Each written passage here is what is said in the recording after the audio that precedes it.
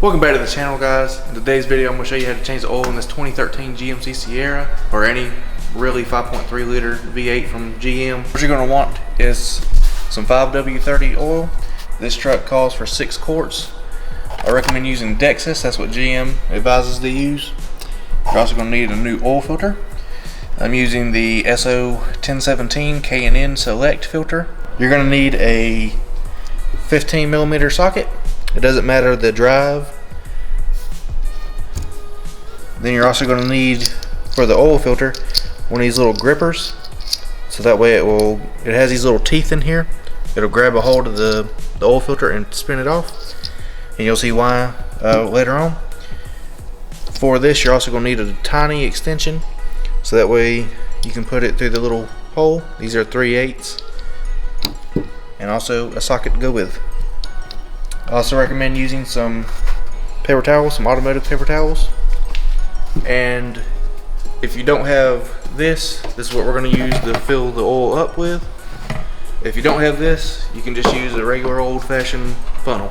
Without wasting any more of your time, let's get into the changing the oil. Alright, the first thing you want to do is you want to pop your hood. You want to take your oil fill cap off.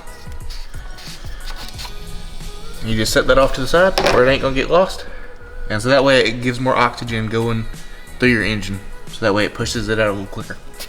In order to take your drain plug out, it's a 15mm socket. We're using a 1/2" drive ratchet, and you just take it off. Alright, we're gonna crack it loose. All it takes is just a couple turns.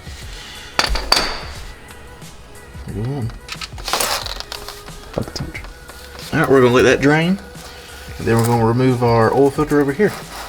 Alright, so what I'm going to do is, since it's dripping real slow now, I'm going to go ahead and put the bolt back in.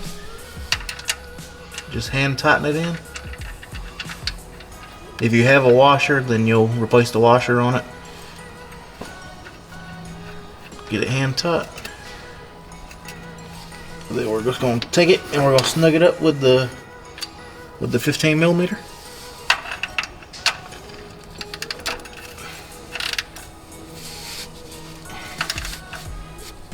And it's snug. Alright, the oil filter is going to be located right here in this little cutaway. It's going to be, if you have full drive, it's going to be right next to this, the front drive shaft.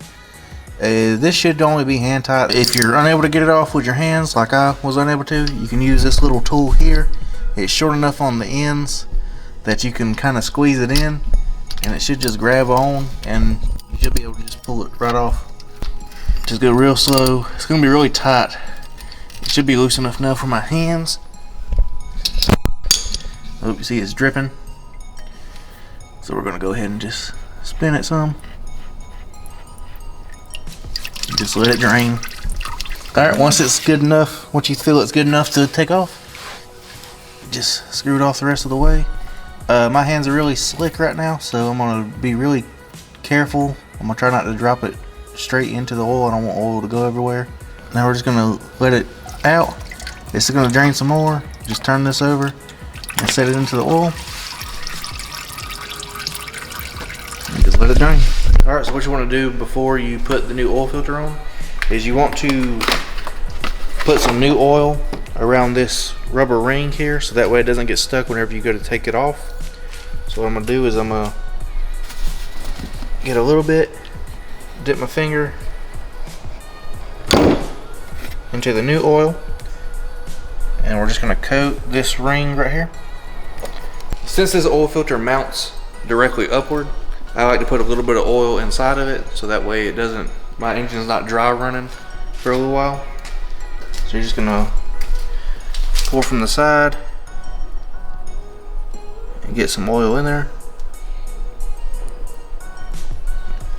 and that should be enough.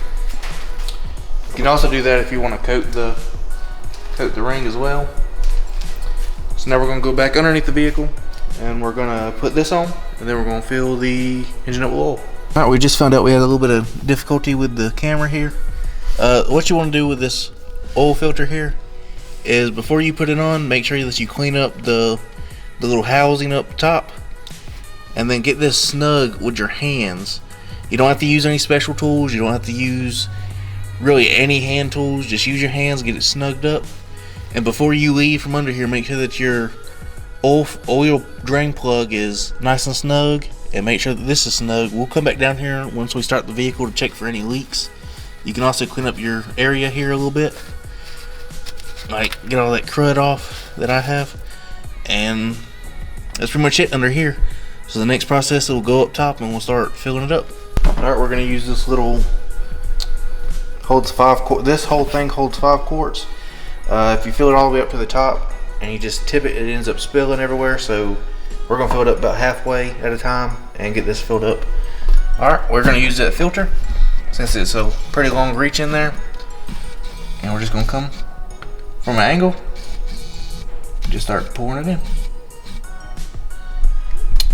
I don't know if you can see it, but you kind of want to watch the top of the funnel here, because it starts to fill up.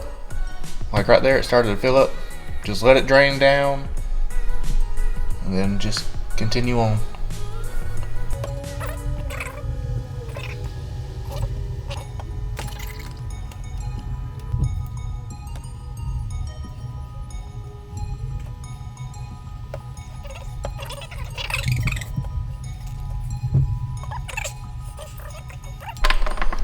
Alright, when you get done with filling it up, just come in.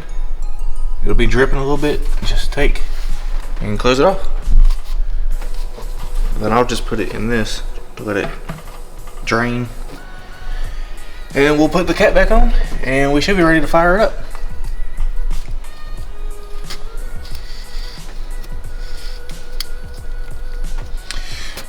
So what I usually do is I fire up the engine, I let it run for about 15 to 30 minutes. That's just what I do.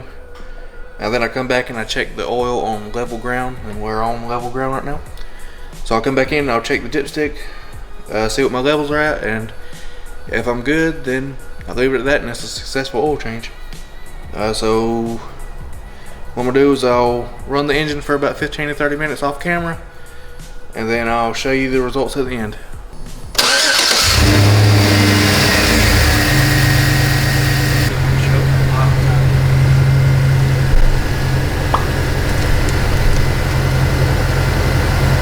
Alright, so we'll let it run for about 20 minutes. It's been sitting for about 5 to 10 minutes now. We're going to check the dipstick. There was no leaks, there was no nothing. You saw that in the video. Before I check the dipstick, I'm going to show you how I do my boxes.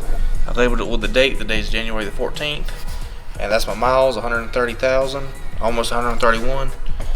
So now I'm going to check this, and if it's good, we're done.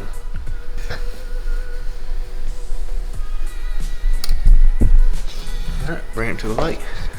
As you can see, it's, if you can, it's within the hatches, just a little bit more than the hatches, but that's fine. It's not over, and we filled it up to what it calls for, was 6 quarts. Alright, and that's the video. I appreciate you watching the video. If you liked it, leave a like, comment, subscribe. I'll see you guys later.